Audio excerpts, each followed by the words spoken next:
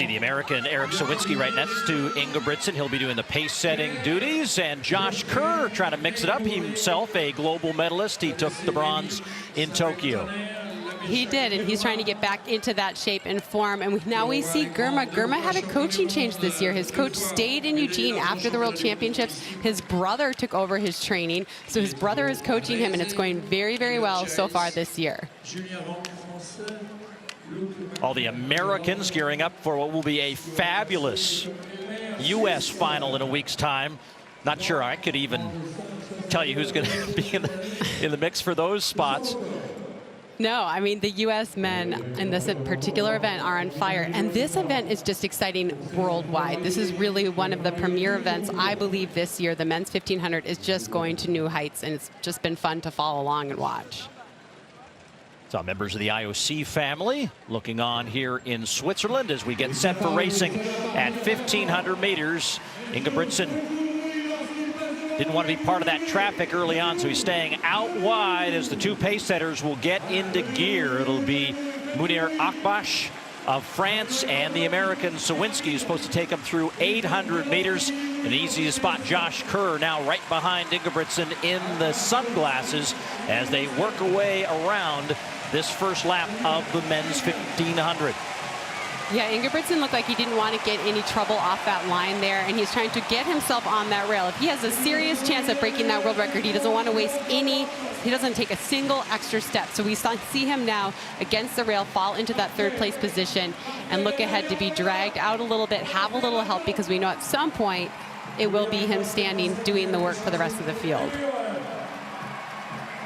See what they get through in the first lap, 55.74, and beginning to have everyone spread out just a little bit here.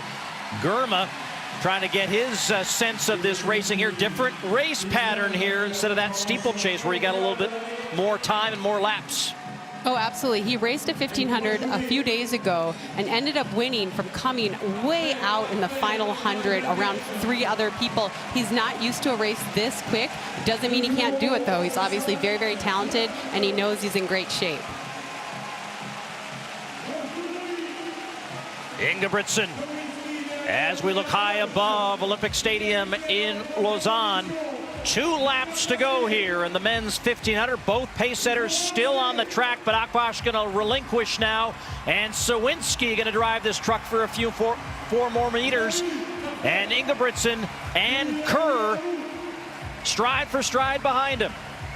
And this is what Ingebrigtsen does. He looks so relaxed. So when you're trying to keep up with him and stay on his shoulder, you don't understand the pace and the force that your body's taking because he is so relaxed. So everyone's looking at him, keying off of him. But you'll see everyone's a little bit stiffer than him. His upper body is just so relaxed. This is what he does. He doesn't have this flip that he switches with 100 meters to go. He drives it from so far out. The Australian Stewie McSWEYN is also in the mix here, currently in third. Right behind him is GIRMA.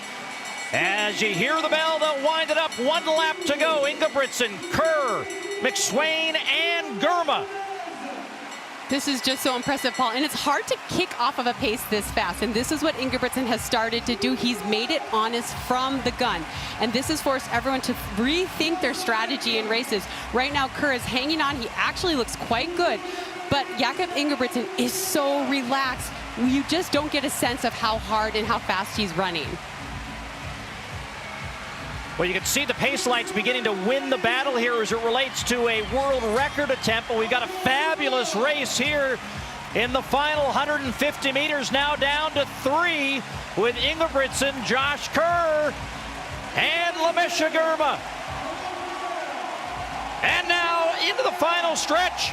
Ingebrigtsen beginning to pull away.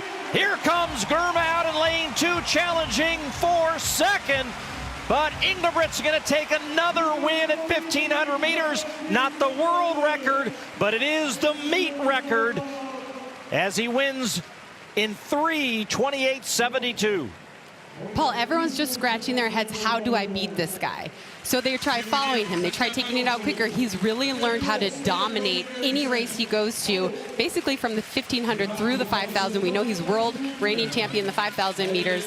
And he's just so good. And he has a sense of confidence this year. He always has had confidence, but this year it seems he really understands what his mission is. And GIRMA ran a great race for a guy that we know is a steeplechaser. He hung in there and ran a very quick time. Definitely a personal best for him, a national record, so that was pretty good. And the two athletes from Great Britain, KERR and GILES, both get across the line in third and fourth. And as you said, it is just impossible right now to throw anything at Ingebrigtsen. He's always got something to respond with. You see KERR and GIRMA here winding up for that final turn to try to wind up and get some more speed out of their legs, but Jakob Ingebrigtsen just powers away. He makes it look so easy, and that's why he's so dangerous. You're looking at him thinking he's so relaxed, I've got him, but he just keeps powering away. So a little bit off of his European record that he set in Oslo, 3:27.95. It is also hard to fathom, KERR, that this guy is just 22 years of age. It's amazing. It really is amazing. He's been good for so long. You know, we really burst onto the world scene in 2019, but then he won the Olympic title in 2021, and he just has been a huge part of distance events, and he has a long career ahead of him. And he's got a lot left in his legs. Just the fourth time he's been on a track so far this season. Jakob Ingebrigtsen takes the win here in the men's 1,500 meters.